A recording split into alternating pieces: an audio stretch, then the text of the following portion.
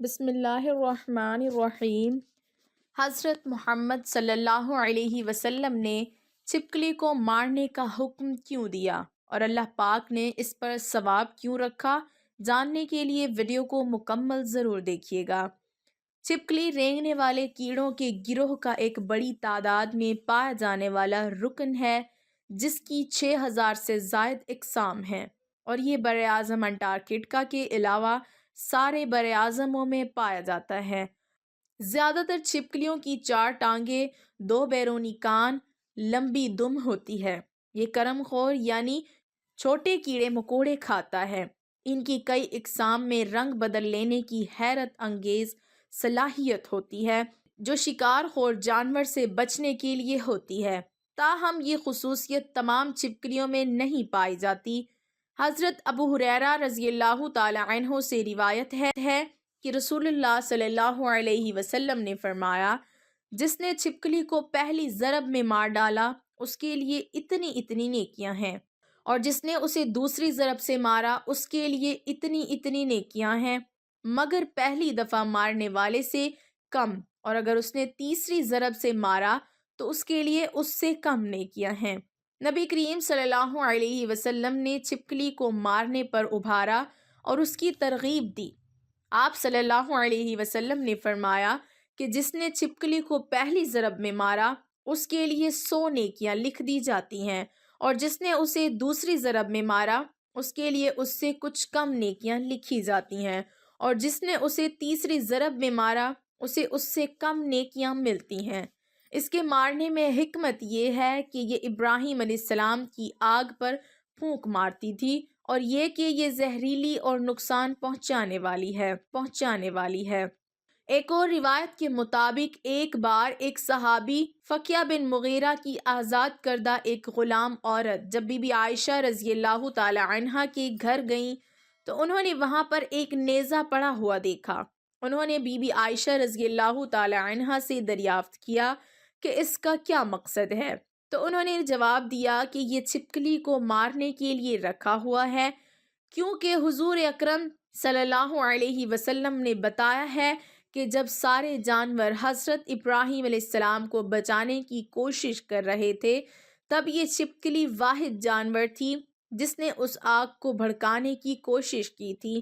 اکثر دیکھنے میں آیا ہے کہ مسلمان گھرانوں کا یہ ماننا ہے کہ چھپکلی کو مارنا انتہائی ثواب کا کام ہے، اور اگر ان کو نہ بھی مارا جائے تو اس کو گھر سے ضرور نکال دینا چاہیے۔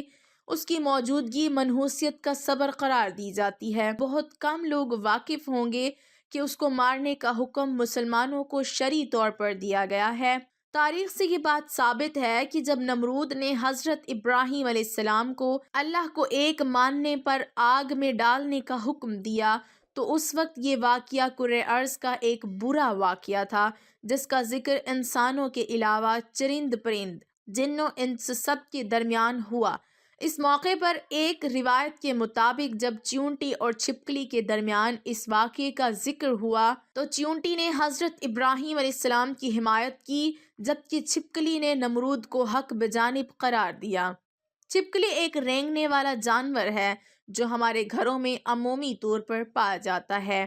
چھپکلی کی کچھ اقسام تو بالکل زہریلی نہیں ہوتی، لیکن بعض ایسی زہریلی ہوتی ہیں کہ اگر وہ کسی انسان کو اپنی زبان لگا دے تو انسان مر سکتا ہے۔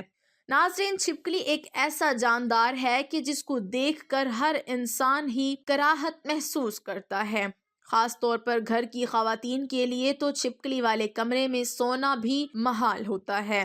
ناظرین، اب سوال یہ پیدا ہوتا ہے کہ ہم چھپکلی کو مار سکتے ہیں یا نہیں؟ اگر مار سکتے ہیں تو کیا ہمیں ثواب ملے گا؟ اگر ثواب ہی ملے گا تو پھر کیا ہم چھپکلی کو ڈھونڈ کر بھی مار سکتے ہیں؟ کیا چھپکلی کو مارنے کے بعد غسل فرض ہو جاتا ہے؟ ناظرین، چھپکلی اس دنیا میں کیسے آئی؟ اس بارے میں ایک روایت حضرت علی رضی اللہ تعالی عنہ سے ہے کہ ایک شخص حضرت علی رضی اللہ تعالی عنہ کے پاس آیا اور عرض کرنے لگا کہ چھپکلی کو مارنا جائز ہے یا نہیں۔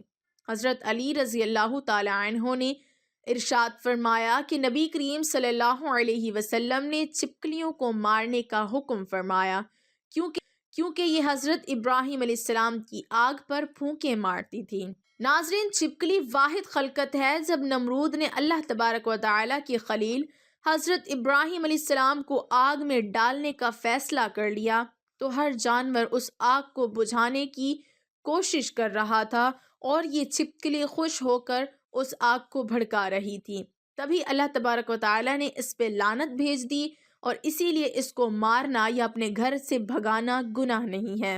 حضرت علی رضی اللہ تعالی عنہ مزید ارشاد فرماتے ہیں کہ اس زمین پر کچھ مخلوقات ایسی ہیں جو انسان سے ناخوش ہیں اور انہوں نے شیطان سے وعدہ کیا ہوا ہے کہ وہ انسان کو ہر طرح سے نقصان دے گی۔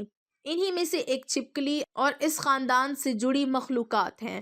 حضرت آدم علیہ السلام کی خلقت سے لاکھوں سال پہلے اس زمین پر چھپکلی کا خاندان کثیر تعداد میں بستا تھا اور وہ دن بدن بہت زیادہ بڑا ہونے لگا اور یہاں تک کہ زمین کو دوزخ کی مثل بنا دیا۔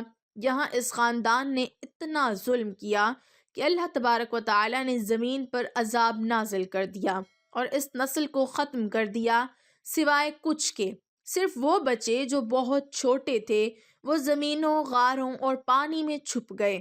جیسے جیسے وقت گزرتا رہا تو وہ بغض اور حسد اپنے وجود میں بے انتہا رکھتے رہے، یہاں تک کہ حضرت آدم علیہ السلام کا زمانہ عام پہنچا تو شیطان نے اس خلقت کے وجود میں یہ بات ڈال دی کہ تمہاری نسل کو حضرت آدم علیہ السلام کے لیے ہی ختم کیا گیا ہے۔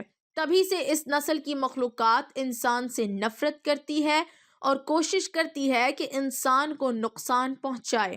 حضور پاک صلی اللہ علیہ وسلم کی بہت سی احادیث میں چھپکلی کو مارنے کا حکم ہے۔ ناظرین، یہاں آپ کو یہ بتاتے چلیں کہ لوگوں کا یہ کہنا ہے کہ چھپکلی کو مارنے سے غسل فرض ہو جاتا ہے۔ اس کا شریعت مطہرہ میں کوئی ثبوت نہیں ہے، یہ لوگوں کا اپنی طرف سے بنایا ہوا مسئلہ ہے۔ چھپکلی ایک موذی جانور ہے جس سے نقصان کا اندیشہ ہوتا ہے۔ کبھی کبھار وہ کھانے میں اپنا لعاب یعنی تھوک ڈال دیتی ہے یا کھانا جھوٹا کر دیتی ہے جو کھانے میں زہریلے اثرات پیدا کرتا ہے جس سے انسانی موت بھی ہو سکتی ہے۔ جب اس سے نقصان کا اندیشہ ہو تو اس کو مارنے کا حکم دیا گیا ہے تاکہ انسانی جان کو اس کی ایذا سے بچایا جا سکے۔ حضور نبی کریم صلی اللہ علیہ وسلم نے ارشاد فرمایا، جس نے سانپ کو مارا اس کے لیے 7 نیکیاں ہیں اور جس نے چھپکلی کو مارا اس کے لیے 100 نیکیاں ہیں۔ اس موذی جانور کو گھر سے بھگانا اور اسے مارنا جائز ہے۔ آپ صلی اللہ علیہ وسلم نے اس کو مارنے کی اجازت دی ہے، بلکہ حکم دیا ہے اور اس کے مرنے پر ثواب بھی بیان کیا گیا ہے، یہاں تک کہ اگر پہلی ضرب میں مار دیا جائے تو اس پر ثواب کی بڑی مقدار بیان کی گئی ہے۔ اللہ تعالی ہم سب کو ہر موذی چیز کے شر اور شیطان کے فتنے سے بچائے رکھے، آمین۔